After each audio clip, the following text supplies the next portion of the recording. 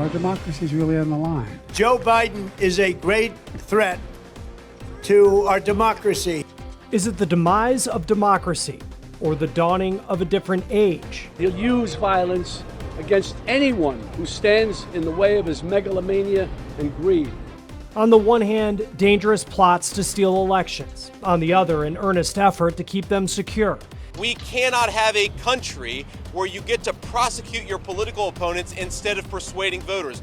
Now, hear from real people, not pundits, about the state of American democracy. Democracy, scared for democracy. Yes. And go inside the last election and its aftermath from Arizona to Georgia and beyond. This country right now is at a crossroads. What is at stake this time? Donald Trump will destroy our democracy. I will defend it. This is a special edition of Scripps News Reports, Path to the White House.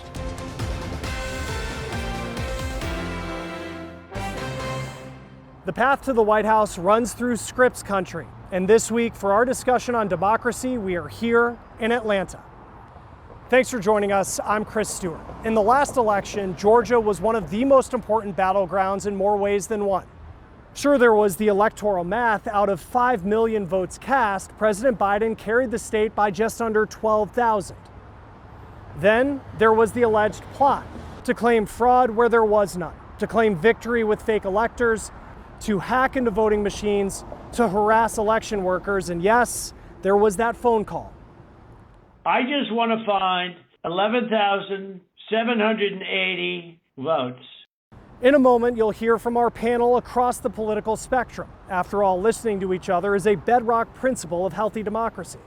But we begin this half hour in Arizona, where a plot similar to the one here in Georgia was hatched. Adi Guajardo looks back on what happened. We are watching you. We are watching you. Count the legal votes. Count the legal votes. That was one of the first indicators that we were looking at some trouble. The people see you stealing this election. A false narrative of a rigged presidential election in 2020 plagued Arizona. USA! USA! Allegations pushed by former President Donald Trump's attorney, Rudy Giuliani, allies. It blew up. I mean, it was a nuclear bomb. And high-profile Arizona Republicans who rejected the results of the 2020 election. When you steal something, that's not really a win. That's a fraud. Trump himself questioned the narrow win by President Joe Biden in the swing state. The facts are coming out, the truth is being uncovered, and the crime of the century is being fully exposed. His rhetoric fueling conspiracy theories of dead people voting, bamboo ballots from Asia, and the Sharpie Gate. And the Dominion machines and there's so much fraud going on. Claims triggering 2 election audits in Maricopa County that found election equipment passed all tests. The state Senate then recruited the cyber ninjas to review 2.1 million ballots from Maricopa County. They found that when they did their hand count that, Joe Biden still won Maricopa County. In 2023, State Attorney General Chris Mays concluded, quote, the 2020 election in Arizona was conducted fairly and accurately by election officials. And this year, an Arizona grand jury indicted 18 Trump allies, including Giuliani, for attempting to overturn the state election. A slew of bills sought to change the voting process. But Garrett Archer, an ABC 15 data analyst and former senior elections analyst for the Arizona Secretary of State, says little has changed on how Arizona conducts elections. They've been on a microscope for a long time. Distrust in the voting process persists. Does the election process in Arizona work, and can it be trusted? The Maricopa County elections is one of the most transparent departments in the country for elections. It just shows people with a big megaphone can have a big impact on perceptions. Mike Noble, the founder and CEO of Noble Predictive Insights, a nonpartisan polling company, says voter turnout this year in Arizona is expected to meet or exceed the 2020 election. Has voter confidence from 2020 to 2024 increased or decreased? Voter confidence from 2020 to 2024 has increased a little bit, but independents we've noticed have increased their confidence in the election, and you're seeing a little erosion for the Republicans, but it's really that hard, more populist wing. Archer predicts voting experts will wait a little longer before calling the election this year in Arizona. Elections appear simple, but there are multiple layers and thousands of people behind it to make sure that that count is the true and accurate count. Addie Guajardo, Scripps News, Phoenix, Arizona. In this campaign, both leading candidates hope that voters will side with their vision for our democracy. We'll piece through those issues throughout this half hour. But first, let's listen to each other. A chance to listen to people, not pundits. By a show of hands, who would agree with the statement that democracy is at stake in this election? And I kind of want to go around the room. Like, Cam, what does democracy look to you? Democracy looks to me like an engaged, voting population where we're not facing constant, persistent voter suppression. Democracy is being able to have free press, free speech, being able to elect people in power and unelect them. That, to me, is our democracy. And then having like checks and balance. What would you say is at stake when it comes to that in this election? If Donald Trump wins, we're not going to be able to replace our leaders through the vote. It's going to be suppressed. You're going to be dealing with a power grab, possibly military action to maintain power. You know, he has said, and he will do what he said, that he wants to become, like Russia. Democracy is the will of the majority overcoming the will of the minority, right? But our country was founded on a constitutional republic, which is the will of the people is protected from government. I think that's the real core fundamental issue here.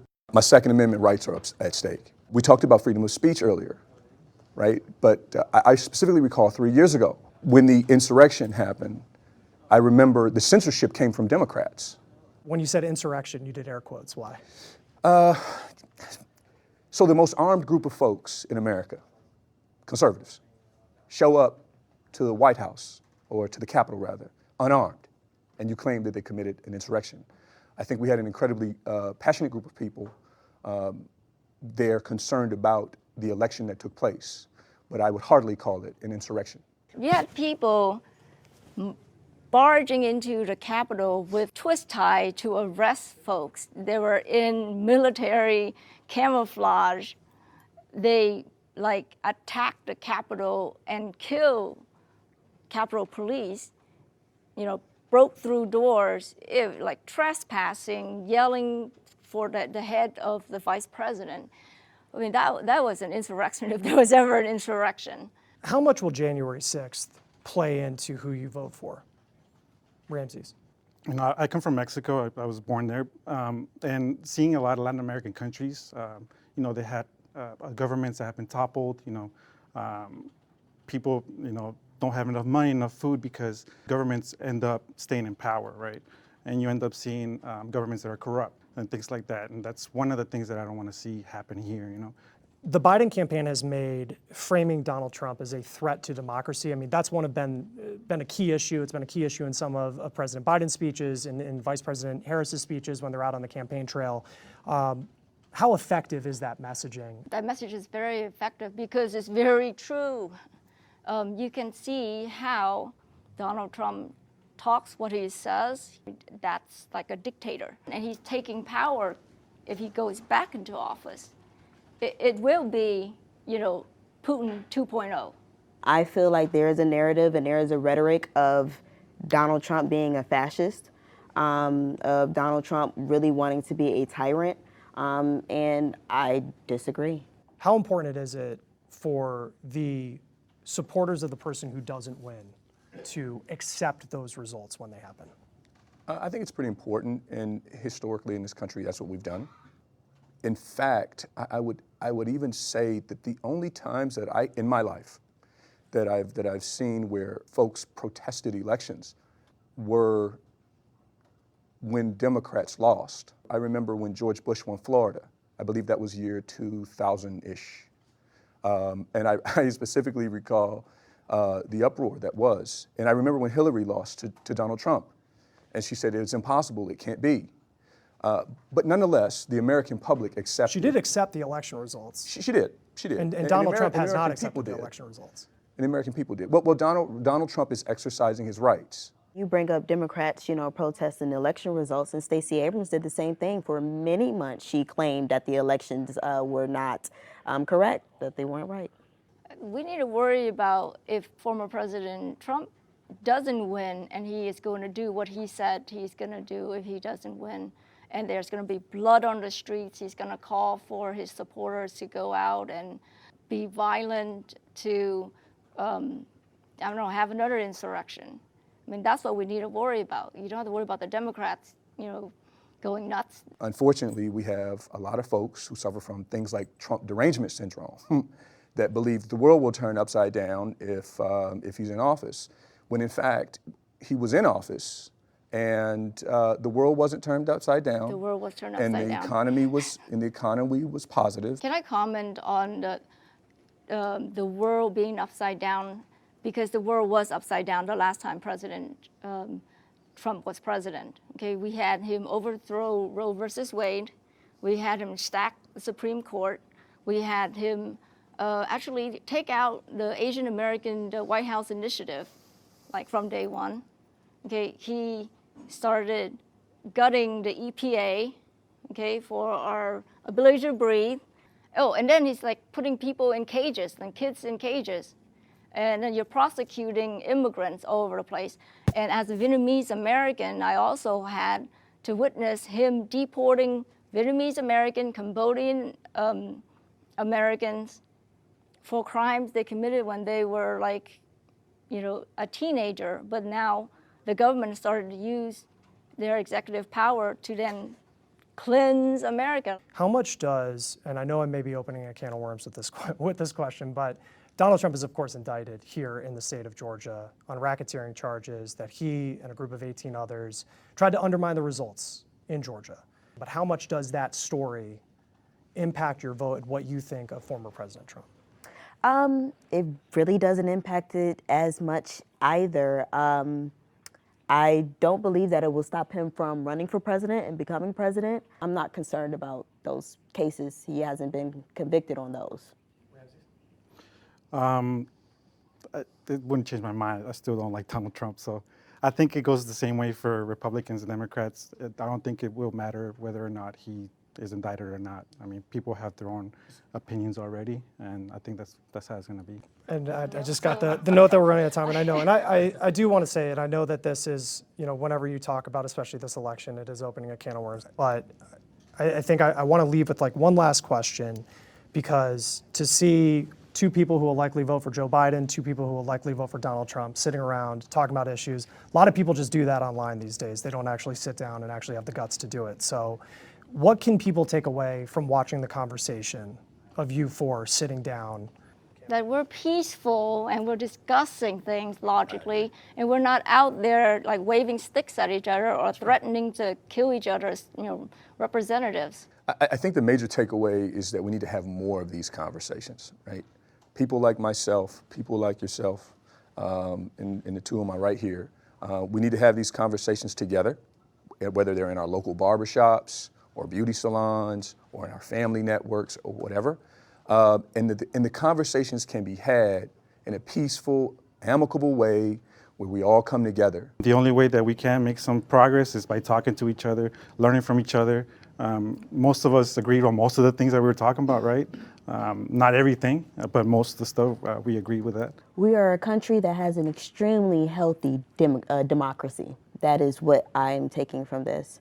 If we were all thinking the same, then no one would be thinking. Well, thank you all so much for taking the time to come in and do this. I know it can be a lot to get in these conversations, but I appreciate it. Thank you. Ahead, the threats of political disinformation, what you should know before you log on to social media.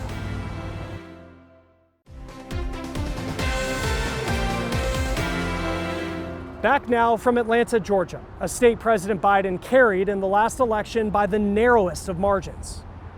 We are living in an information war right now. It is a battle between truth and lies, between reality and, well, not. Most American voters say they are concerned that fake or made-up information will influence the upcoming election. Liz Landers reports. A majority of Americans think that fake news is a problem in the 2024 U.S. presidential election, according to a poll conducted by Ipsos and Project Liberty earlier this year. Another 32% see it as somewhat of a problem. Half of American adults reported that in the last year they have personally encountered election news that they thought was fake or made up. Earlier this year, Scripps News traveled to Arizona. The Secretary of State of Arizona has invited reporters here to Mesa to train us like he's been training election workers to spot mis and disinformation that could have a big impact on this upcoming election. And Secretary of State Adrian Fontes even turned himself into a highly convincing but fake video created with AI to prove his point. Our goal is to make sure folks understand the capabilities of current deepfake technology and the dangers it poses to the public. Rachel Dean Wilson with the Alliance for Securing Democracy and a former aide to Senator John McCain is tracking the disinformation landscape. The 2024 election cycle has to grapple with something new, artificial intelligence. How do you anticipate that AI will impact the disinformation ecosystem? So we are supercharging the ability to create false audio, in particular, some false videos getting better and better. That looks real, and it's hard to tell if it is or is not. And it can definitely, if spread with the right timing or with the right message and its scale, impact the election, impact the vote, depending on how it's deployed. We've already seen one high-profile fake audio recording of President Biden created using AI. Voting this Tuesday only enables the Republicans in their quest to elect Donald Trump again. That fake audio created in Louisiana came out just a few days before the New Hampshire primary, but an even greater threat may come from abroad. Who are the foreign actors that most want to target U.S. elections and why? Yeah, so we kind of think of the big three, Russia, China, Iran. But the one that is really kind of ahead of the rest of the crowd in the information space in particular is Russia.